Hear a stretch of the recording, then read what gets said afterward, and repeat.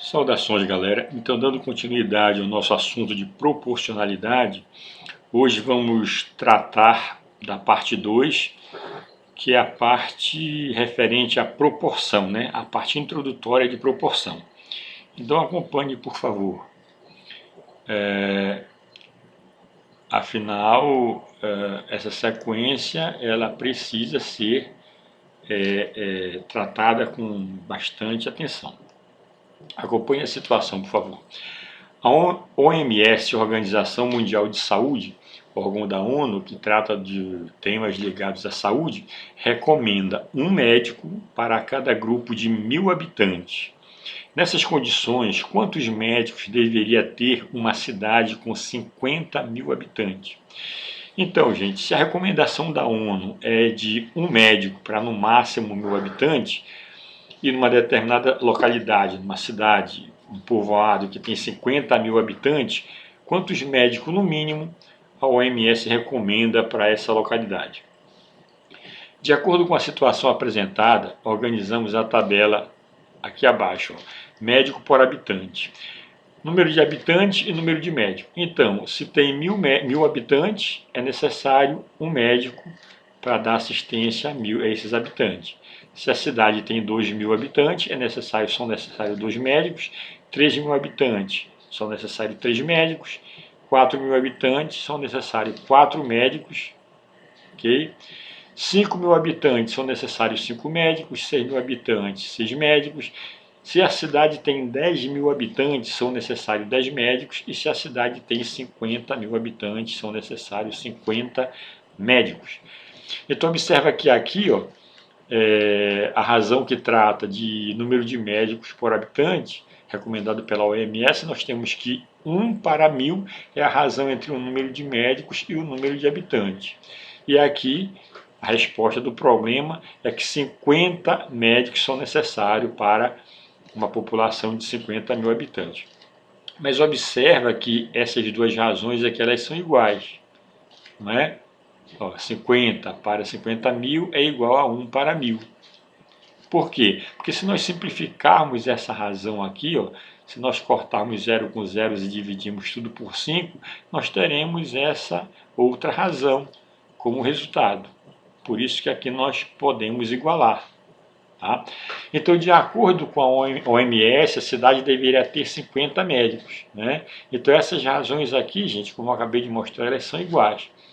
Uma sentença matemática que expressa uma igualdade entre duas razões é chamada de proporção.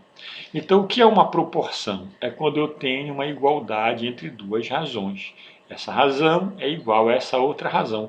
Logo, esse conjunto aqui chama-se uma proporção.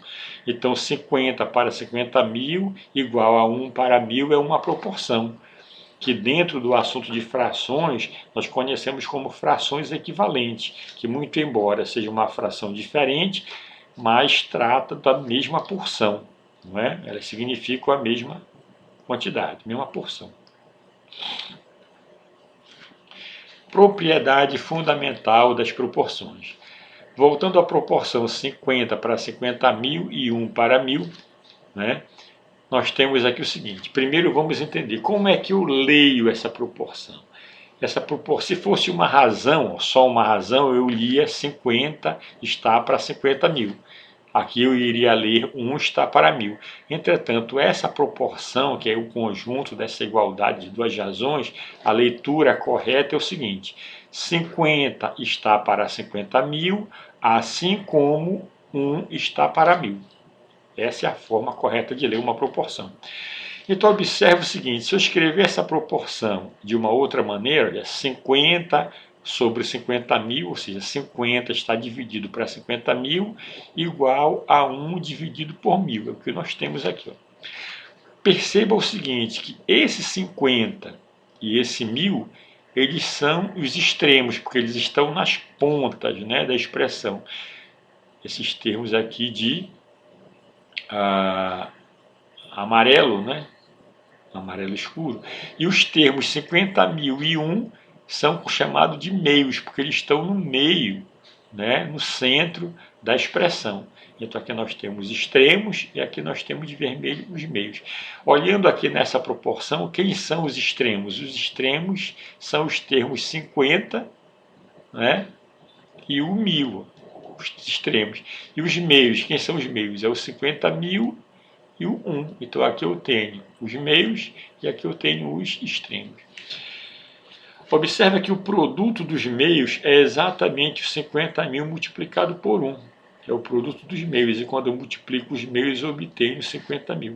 E o produto dos extremos são os extremos multiplicado um pelo outro, que é o 50 e o 1000. Olha, 50 vezes 1000 é o produto dos extremos, que quando eu multiplico dá 50.000. Logo, 1 vezes 50.000 é a mesma coisa que 1000 vezes o 50. Tudo bem? Então, gente, como vemos, nessa proporção, o produto dos extremos é igual ao produto dos meios. Esse fato se repetirá sempre que tivermos uma proporção, o que é conhecida como a propriedade fundamental das proporções. Tá? De modo geral, em toda proporção, o produto dos meios é igual ao produto dos extremos. Essa é a propriedade fundamental da proporção. Então, observa só aqui. Se eu tenho uma proporção A está para B, assim como C está para D, você percebe, olha, que esses termos aqui, ó, são os extremos, o A e o D. Então, o produto dos extremos. E aqui o B e o C são os meios. Produto dos meios B vezes C. Ou seja, o produto dos extremos é igual ao produto dos meios. Ou você pode também falar o produto dos meios é igual ao produto dos extremos, que dá no mesmo. Vamos ver algumas situações em que podemos aplicar a propriedade fundamental das proporções. Observe essa primeira situação aqui. Ó. Usando a propriedade fundamental, verificar se os números seguintes, 3, 7, 12 e 28, formam, nessa ordem, uma proporção. Então vamos verificar se esses 4 números, nessa ordem que eles se encontram, se eles formam uma proporção. Então o primeiro número é o 3, o segundo é o 7, o terceiro é o 12 e o quarto é o 28. Se considerarmos o primeiro e o quarto número como sendo 3 e 28, né, eles serão os extremos. Tá bem? E o segundo e o terceiro, no caso o 7 e o 12, eles são os meios. Então, o produto dos extremos, 3 vezes 28, que é 84, e o produto dos meios é 7 vezes 12, que também é 84. Então, perceba que o produto dos extremos é igual ao produto dos meios, ambos deram 84, né? Satisfazendo a propriedade fundamental das proporções. Logo, eu tenho que 3 vezes 28 é igual a 7 vezes 12. Então, o 3 está para 7, assim como o 12 está para 28, nós podemos garantir que esses 4 números nessa ordem formam uma proporção, que é o que nós concluímos aqui abaixo. Nessa ordem eles formam uma proporção, porque o produto dos meios foi igual ao produto dos extremos. Então essa é uma forma de nós usarmos a propriedade fundamental das proporções, a partir de 4 números ordenados, verificar se eles formam nessa ordem uma proporção. A outra maneira de verificar a propriedade fundamental das proporções é assim, ó, sabendo que os números 6, 24, 5 e 1x, que eu não conheço, formam nessa ordem uma proporção. Determine o valor de x. Perceba que a diferença da primeira para a segunda questão é que, enquanto na primeira, voltamos lá rapidinho, ele nos dá 4 números, né, numa ordem, e pede para a gente verificar se esses 4 números nessa ordem formam ou não uma proporção.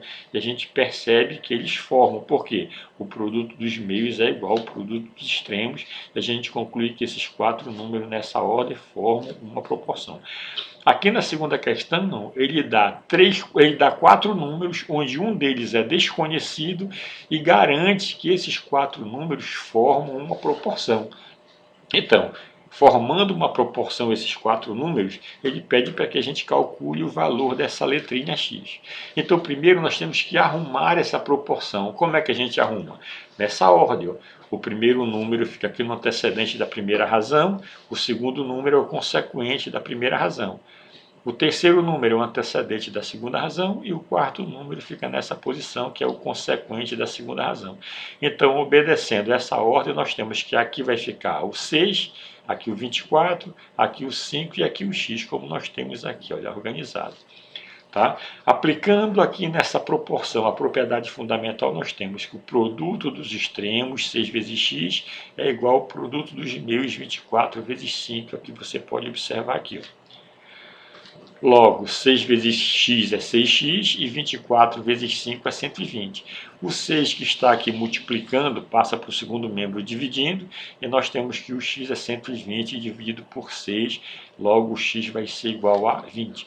Então, se esses quatro números formam uma proporção, para que eles formem uma proporção, o valor de x só pode ser 20. Então, o valor de x encontrado é o 20. Observe esse terceiro exemplo. Qual é o valor de x nessa igualdade? Com o x diferente de 2. Por que está dizendo que o x não pode ser 2? Porque se o x for 2, olha, 2 menos 2 dá 0 e qualquer número dividido por 0 é impossível. Tá? Então a gente descarta a impossibilidade dessa expressão, garantindo que o x é qualquer número real, exceto o 2. Tá bem? Então nessa igualdade nós temos que os extremos são x mais 1 e o 2, esses dois termos. E os meios são x menos 2 e 1. Tá? Aqui os meios, está aqui os extremos. Então, se nós multiplicarmos aqui, olha, os extremos, 2 vezes x mais 1, e multiplicarmos os meios, 1 vezes x menos 2, aplicando a propriedade fundamental da proporção, nós podemos usar aqui a propriedade distributiva, distribuindo 2 vezes x, 2x, e 2 vezes 1 é o 2. Aqui também, 1 multiplicado por x dá x, e 1 multiplicado por menos 2 dá menos 2. Arrumando, colocando o x no primeiro membro, e quem não tem x para o segundo, a gente repete o 2x, esse mais x passa para o primeiro membro menos x, repete o menos 2 no segundo membro, e esse mais 2 passa para o segundo membro também menos 2. Então, nós vamos ter que 2x menos x é x, e menos 2 menos 2, conserva o sinal e soma, dá menos 4. Então, esse x que nós procuramos aqui, olha, ele vale menos 4 para que isso aqui seja uma igualdade, ou seja, para que isso aqui seja uma proporção. Tá bem? Quarto exemplo. Na escola do bairro, para cada 4 meninas, há 4 meninos estudando. Então, se há 580 meninos matriculados, quantos alunos ao todo estudam na escola do bairro? É a pergunta que o problema faz. Quantos alunos tem nessa escola do bairro se há 580 meninos, obedecendo essa aqui proporção, que para cada 4 meninas há 5 meninos? De cara, a gente pode garantir nessa escola que o número de meninas é menor que o número de meninos, pela proporcionalidade. Tá? Então a gente arma a nossa proporção. O número de meninas para o número de meninos. É a proporção em que existe entre meninos e meninas na escola. Então, se o número de meninas aqui, de meninos é 5, e nós temos 580 meninos, então o 580 fica como consequente também, porque aqui o número de meninos é o consequente. Tá? Portanto, se eu quero saber quantas meninas há, então ela vai ficar no antecedente, correspondendo aqui à proporção das meninas, que é 4. Usando a propriedade fundamental, nós temos que o produto dos extremos é igual ao produto dos meios, ou vice-versa. O produto dos meios, 5 vezes x, é igual ao produto dos extremos, 4 vezes 580. Quando você fizer 5 vezes x dá 5x, 4 vezes 580 é 2.320. O 5 que está multiplicando passa dividindo, logo o x é igual a 2.320 dividido por 5. E quando você fizer essa divisão, você vai obter o 464, que é o x, logicamente. 484 é o número de meninas, de mulheres que estudam na escola do bairro. Então, para saber o número total de alunos, que é que o problema nos pede, a gente vai somar o número de homens, meninos, com o número de mulheres, de meninas. Ou melhor, o número de meninas, que é 464, com o número de meninos, que é 580. Isso vai nos fornecer um total de 1.044 alunos, que são os alunos matriculados na escola do bairro. Tudo bem? Muito bem, gente, agora o trabalho é com vocês. Vamos fazer essa tarefa de aprendizagem. A primeira questão, né, diz o seguinte: são dados em cada item 4 números em uma determinada ordem. Use a propriedade fundamental das proporções e verifique se esses números na ordem dada formam uma proporção. Então você vai verificar se esses 4 números que formam uma proporção, onde o primeiro é o decimal 1,2, o segundo é o 6, o terceiro é o 7,2, o decimal, e o quarto é 36. Vai arrumar direitinho como nós mostramos. Se precisar, você volta à videoaula e verifica se esses 4 números formam uma proporção. A mesma coisa para a letra B. Segunda questão, calcule o valor de x nessas 4 proporções. Tá? Essa última aqui, olha, o antecedente é uma fração, o consequente é uma fração. O antecedente é uma fração, o consequente é x. Terceira questão, sabendo que isso aqui é igual a 4, calcule o valor dessa outra expressão aqui. Quarta questão, você tem aqui um problema que você vai ler, interpretar, né, e resolver segundo a pergunta do problema. A mesma coisa você vai fazer na quinta questão. Sexta questão, você tem aqui 2 figuras, que são 2 retângulos. O primeiro retângulo I, que tem 4 centímetros de base e 3 centímetros de altura, e o segundo que tem 6 centímetros de altura e x centímetros de base. Não sabemos quanto vale x. Sabendo que a razão entre as bases dos retângulos é igual à razão entre suas alturas, então calcule os itens que está sendo solicitado para vocês aqui.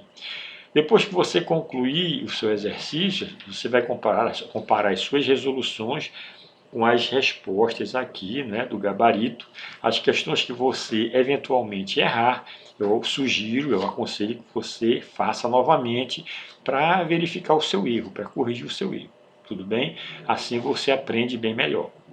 Aprender, né, com atenção nos erros. Muito bem, gente. Mais uma vez eu peço, não esqueça de dar like, se inscrever no canal, que é isso que alimenta o canal, né? Isso que o mantém funcionando. E na próxima videoaula o tema vai ser sobre números proporcionais. E não esquece, hein? Estuda que a vida muda. Muito obrigado mais uma vez e até a próxima.